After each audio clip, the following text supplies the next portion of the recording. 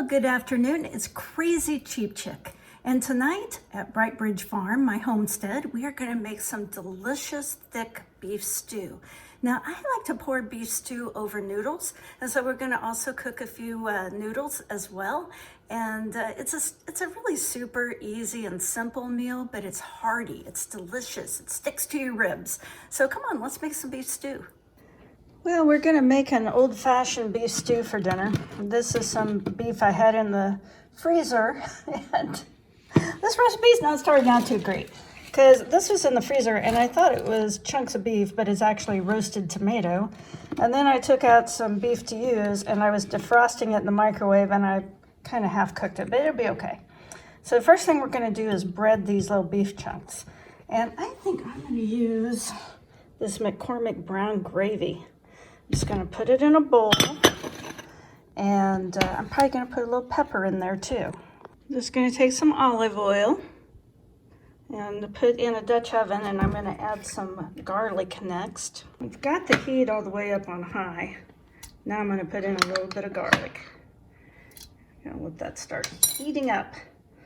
And this meat, I'm going to coat in this McCormick brown gravy mix. I think I'll add a little pepper in there. I can't really tolerate much pepper anymore, but just a little bit.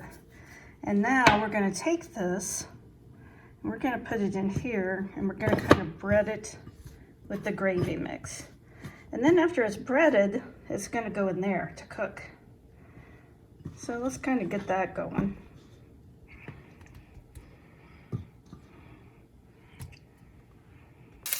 Well, you've got this cooking pretty well. I think I'll turn that heat down. Probably turn it down to about, I don't know. So right now I'm just going to put it on 1. And I want to add a little bit of red wine vinegar to it. This is just some plain old red wine vinegar. Not measuring, but that's probably about 2 tablespoons full, I would guess. I'm out of cooking sherry, so we're just going to use some red wine. Yeah, I've added the red wine, and we're just going to let that kind of simmer. I'm going to put the lid on. It's on real low heat. Oh man, it smells good.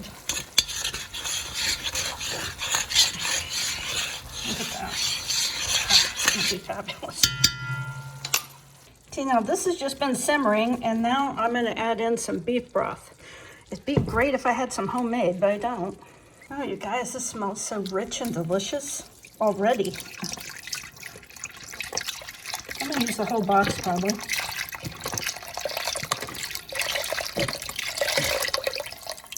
And I don't normally add tomatoes to my beef stew, but since I accidentally defrosted these, I think we'll go ahead and add them in. They're just some fire roasted tomatoes that I'm going to pour in there. Yeah, this will be good. It'll be just fine. Always tell yourself that. This is going to be great. Okay, now we're probably going to turn this back up a little bit, bring it back up to heat, maybe 4 or so. And let that cook a little bit. Well, I tasted that broth and it's fantastic. I'm bringing it up to heat, and next we're going to be adding in some vegetables. Now, I can't remember. I think I cut up 4 or 5 potatoes. There's about 2 onions in there, about half a package of baby carrots I've cut up, and some celery. And we're going to be adding this in here and cooking it in a Dutch oven. So normally what I would put in this stew would be bay leaves. And I just checked, and guess what? I'm out. I told you this meal was not going fabulous, even though it tastes fabulous. So we're going to have to improvise, because when you live out of town, you're not going to run into the store for every little thing. So this is what I'm going to use. I'm going to put a little bit of sage in here. I love sage. And I think I'll also put a little bit of thyme.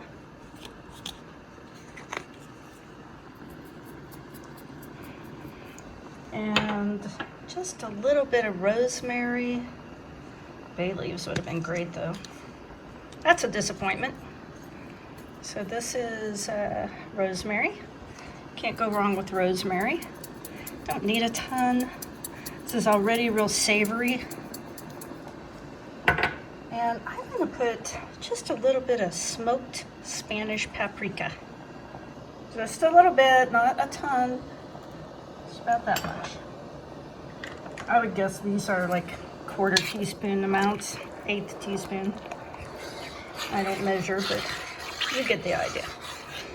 And I think that is about to come to a boil, so we can go ahead and add our vegetables in. Let's do it. Okay, let's give it a taste.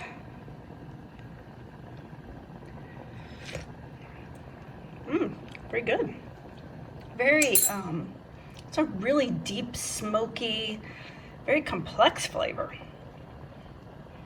Well, that's looking great. We are going to turn this down now.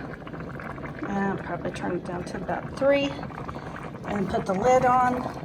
And I will thicken this at the end. And I'm just going to use probably a little bit more of this brown gravy mix to thicken it. And I'm going to make some noodles.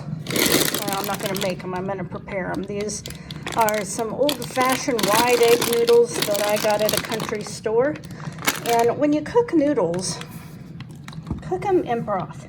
They will taste so much better than if you cook them in water. And so we're gonna have some noodles on the side that we can pour this really thick stew on top of. My husband always wants to know what we're having for dinner. And he said, so I told him and he was excited.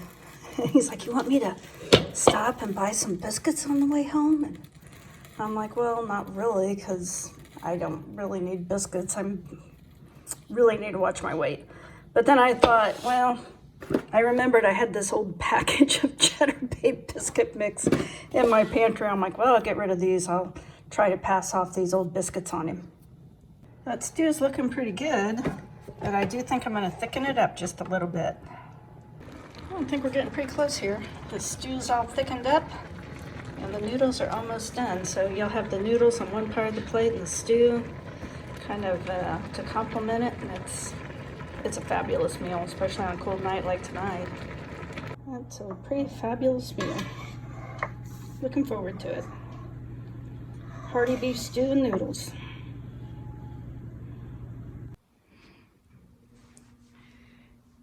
What are you doing?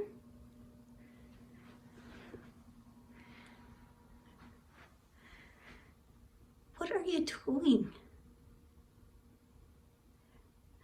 The Princess and the Pea or something? Well, thank you so much for watching my video all the way to the end. If you love country cooking, give me a like or consider subscribing. We do all kinds of fun things out here at Bright Bridge Farm, so join along.